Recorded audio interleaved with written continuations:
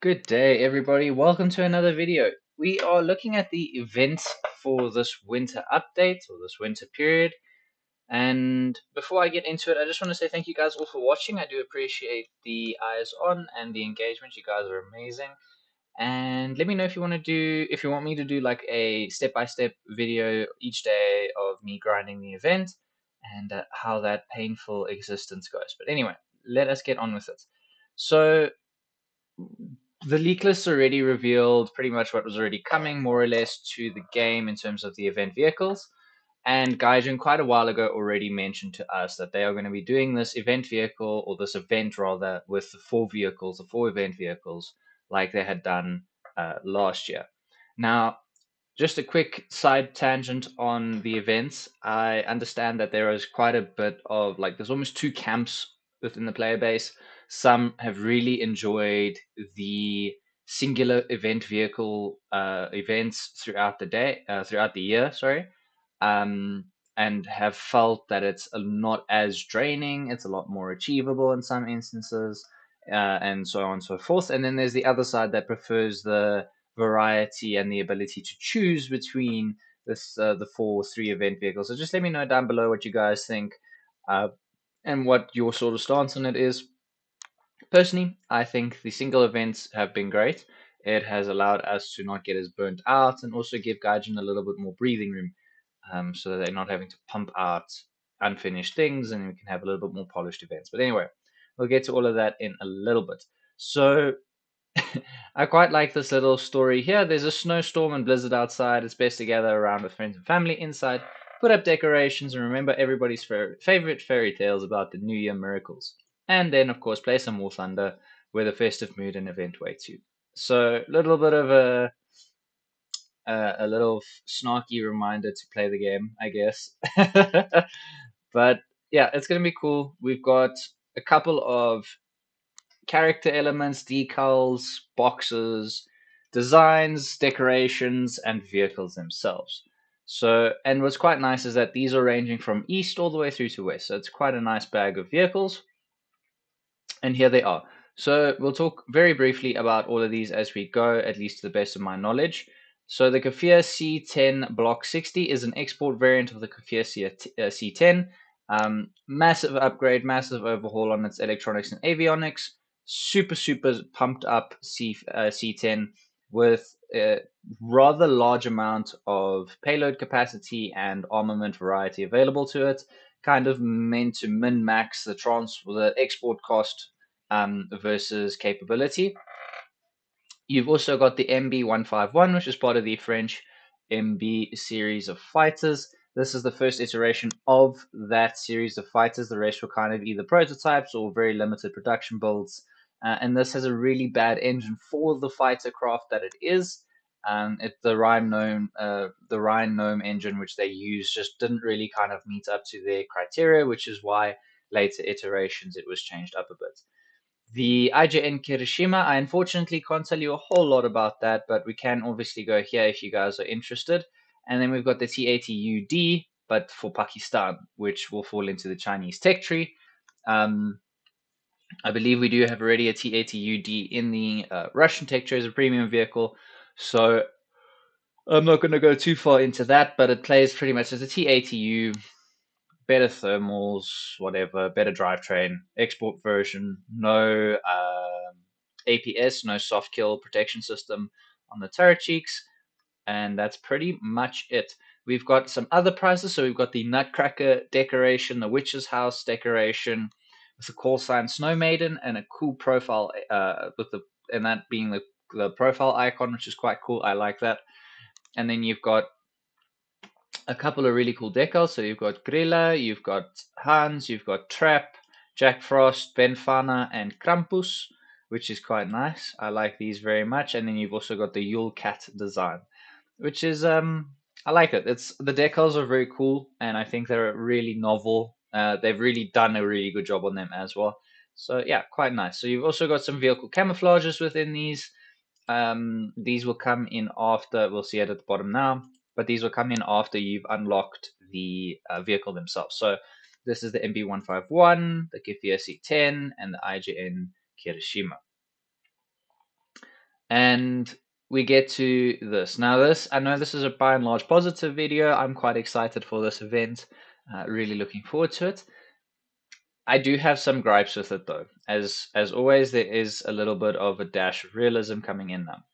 Now, we're all familiar with these. These are the mark of distinctions. Before I get into my gripe, these are your mark of distinctions for your tanker sailors and aviators. So at 4 marks of distinction, you'll get your MB151, and at 8, you'll get the Kafir C10, TATUD, and IGN Kirishima. You'll get the snow globe decoration as well, or the title, and decals, decal coupons for in ground and naval. You'll get it at the mark of distinction 4. Sorry, and then you'll also get trophies and all of this other stuff, nutcracker decoration, and witch's house decoration at 6th mark of distinction. And then there's more trophy with rewards. So the trophies with rewards are usually those loot box pay to win loot boxes, or pay to open rather. They might be the ones that give you the SL or the what's the backups, the wages, etc. So that's basically what to expect from this. Not nothing too special. And then again, at 8 you get your vehicle with the camouflage at 9 and the upgrade coupon at 10. I actually think the snow globe might be part of the those loot box things, those gambling things. There we go. Silver Lion trophy. There's my answer. But anyway, so in the trophies, you'll get 50,000 to 100,000 SL, SLRP boosters, random wages, universal backups, camouflages, and 1-day premium account. Nothing special.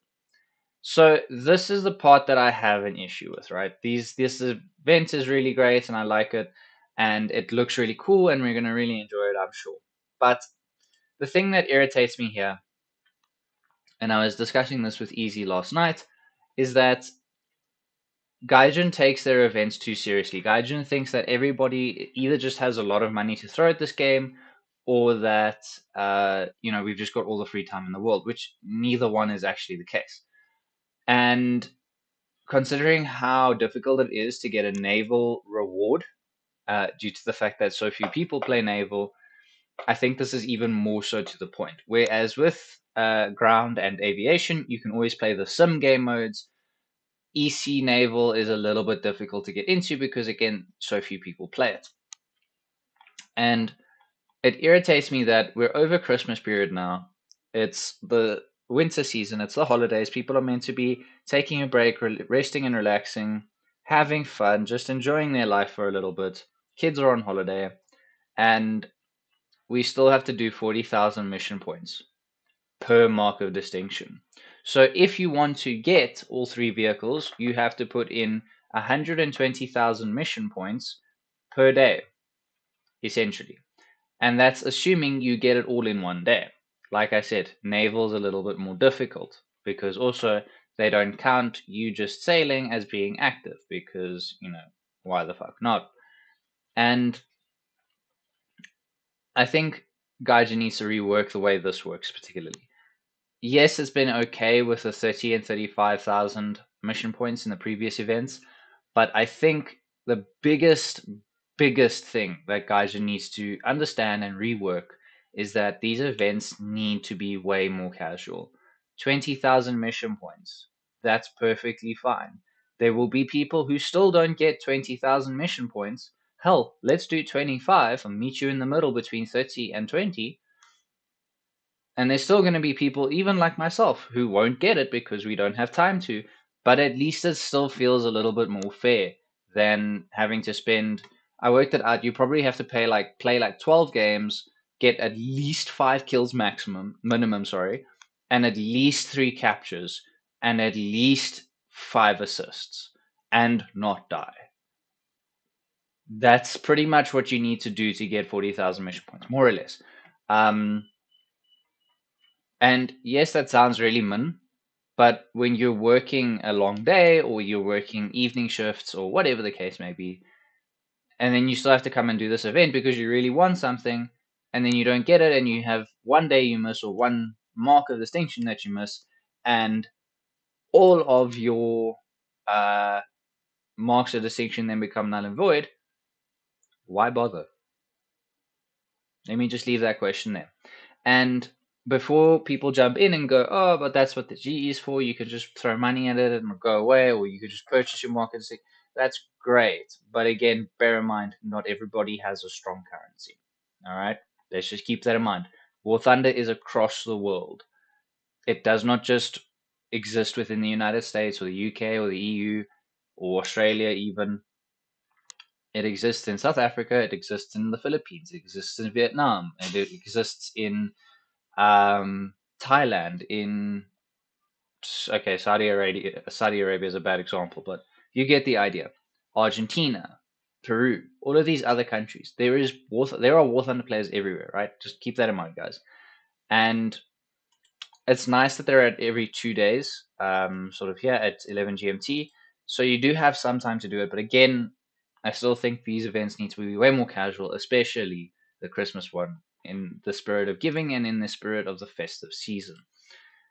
Here they state, as previously mentioned by myself, Mark of Distinction can be purchased with GE until the 13th of Jan, and you can find it under your nickname, achievements, Winter Tales, and the tasks for pilots, sailors, and tankers. Right. Then there's the whole detailed terms here, yada yada yada. Most of you guys, if you're watching this, will know you can only receive the Mark of Distinctions for Air, RB, and SB for air battles if you're going for the pilot, and same for tankers, same for naval. It can only be in the same game mode as the vehicle you're trying to acquire. All of the game modes and all the multiplayer battle modes except for assault are valid, and you can do it with a lower ranked vehicle so long as it is a event vehicle essentially. But ideally, they want you to do it with rank 3 and above. But if you do have a lower rank event vehicle that you have acquired, you can more than welcome do that. Bear in mind that the higher rank that you play at, the higher the reward multiplier on your mission points will be. All right, keep that in mind, as well as the game modes. I don't know if they mention it here, but just keep that in mind. So if you play arcade battle, you won't receive as many points as the same ranked vehicle as playing sim. And likewise, if you play at rank 4 as opposed to rank, I think it's 8 now, the rank 8 will receive more mission points than at rank 5. All right, that's pretty much just that. The upgrade coupon will be available or is valid until February the 1st, but we'll worry about that when we get there. And then the 8 Mark of Distinctions is untradeable for coupon vehicles upon activation. So that's great. And then the rest is pretty self-explanatory. For PlayStation and Xbox guys, you will get similar decal exchange coupons. And then the exchange will be available in your workshop exchange items Winter Tales window. All right. And that's it for the event, guys. Let me know what you guys think about this change of events going back to the way things were done previously. Let me know what you think about the prizes. And also, just tell me down below if you guys want me to do a day-by-day play around video where I upload my struggles of getting stuff in this event. And I hope to see you then in this video and the next one. So take care, guys. Please have a good one, and we'll see you around. Goodbye for now.